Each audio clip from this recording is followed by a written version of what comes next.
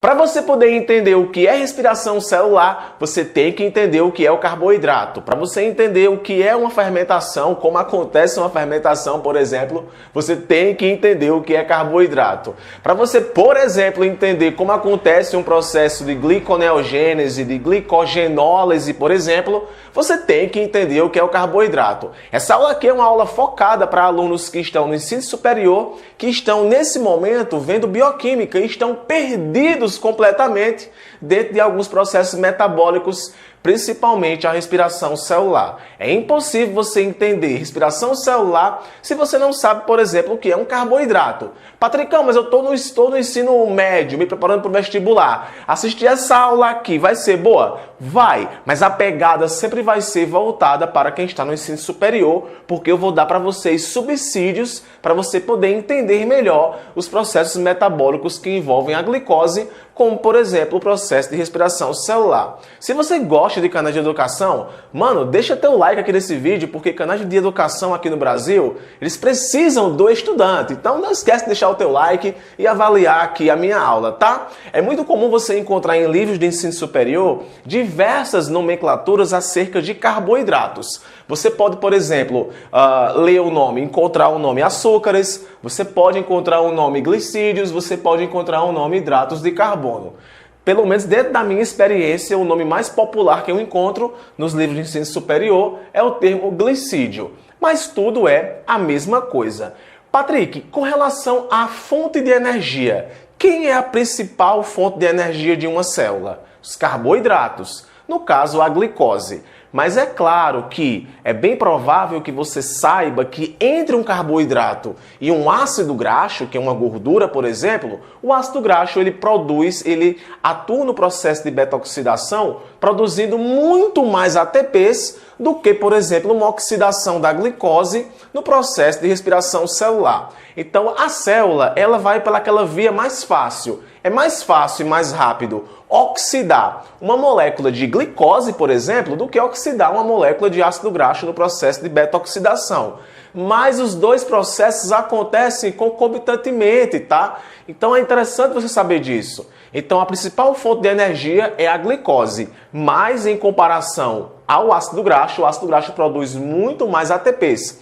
Isso porque é uma molécula maior e tem muitos hidrogênios. E o hidrogênio é uma molécula fundamental para o processo de produção de ATP lá na respiração celular, especificamente na terceira fase da respiração celular, que é a cadeia respiratória ou fosforilação oxidativa. Então, o que é que acontece no metabolismo da glicose, por exemplo? Acontece uma extração dos íons de hidrogênio, que serão utilizados para poder passar por uma cadeia, que nós chamamos de cadeia respiratória, para bombear hidrogênios da parte interna da mitocôndria para a parte externa e nesse bombeamento acabar atraindo fosfatos inorgânicos para poder se ligar a uma molécula de ADP e formar o ATP. Além disso, o oxigênio que você respira, ele também participa do processo de respiração, se unindo ao hidrogênio que foi retirado da oxidação da molécula de glicose,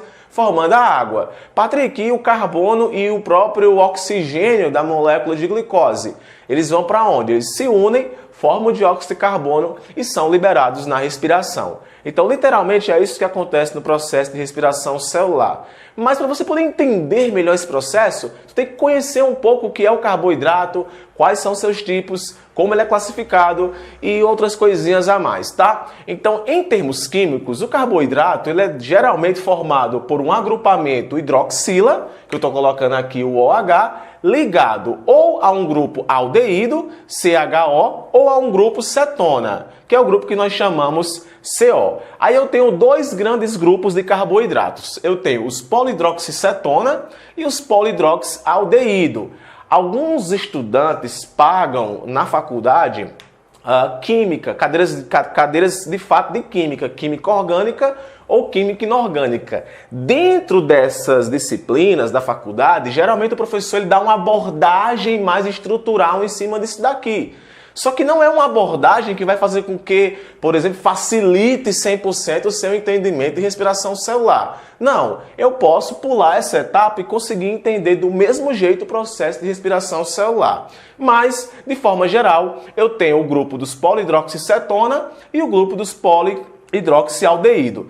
E também eu tenho uma outra variedade de carboidratos que podem ser formados a partir de outros grupos, como o grupo fosfato, amida e fosfato. Aqui na imagem eu coloquei duas fórmulas estruturais de um carboidrato aldose. Você pode perceber aqui o C-O, e você pode também perceber aqui o cetose, que também vai ter aqui o C-O também aqui ligado entre dois carbonos. Então vai existir toda uma classificação estrutural em cima de aldeídos e em cima de cetonas, tá? De cetoses. Então eu tenho o que nós chamamos de grupo polihidroxicetona e grupo polihidroxialdeído, ok? Com relação à classificação dos carboidratos, eu tenho uma classificação bem popular, que é a classificação monossacarídeos, disacarídeos ou oligosacarídeos e polissacarídeos, tá? Geralmente o disacarídeo, propriamente dito, é a união entre dois monossacarídeos.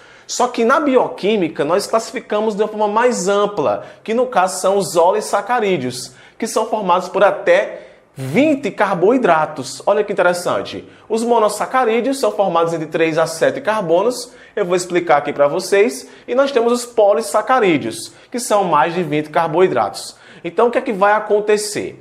Quando você se alimenta, você não está comendo uma glicose propriamente dita. Essa glicose que foi feita no processo de fotossíntese lá pelos produtores é passada pela cadeia alimentar. Então, quando eu me alimento de um vegetal, eu estou comendo ali polissacarídeos que passarão pelo processo de digestão e o meu corpo vai converter esse polissacarídeo em um monossacarídeo. O polissacarídeo, que eu também vou estar dizendo para vocês os nomes, eles não entram dentro da célula, galera. O que acontece é uma digestão desse polissacarídeo até se tornar moléculas de glicose. Uma parte dessa glicose, ela é transportada imediatamente para nossas células para poder suprir os processos energéticos e outra parte ela é coletada para poder formar o nosso próprio polissacarídeo, que pode ser, no caso, um glicogênio hepático, que no caso é um aglomerado de moléculas de glicose no fígado, ou pode existir também o glicogênio muscular, que fica no músculo. Aí aqui vale um detalhe muito importante. Quem controla a sua glicemia a partir da ação do hormônio glucagon, que é o hormônio que libera as glicoses dentro do processo que nós chamamos de glicogenólise, que quebra o glicogênio hepático e libera as glicoses para o sangue, quem vai controlar essa glicemia é o glicogênio hepático. Já o glicogênio muscular, ele é um pouco mais boçal, porque ele não tem algumas enzimas que convertem, por exemplo, um composto que é formado na respiração celular nas primeiras etapas do processo de glicólise, como, por exemplo, a glicose 6-fosfato. Então, não existe uma enzima capaz de converter, por exemplo, a glicose 6-fosfato em glicose. Então, por conta da ausência dessa enzima, o glicogênio muscular ele é restrito para o músculo. Já o glicogênio hepático, ele controla a nossa glicemia. Ou seja, quando tem pouca glicose, acontece o processo de glicogenólise, que é a quebra do glicogênio hepático para voltar a aumentar a concentração de glicose no nosso sangue para poder ser transportado para as células, para assim poder fazer o processo de ou respiração celular ou fermentação, tá? Então aqui eu tenho essa classificação que ela é bem interessante.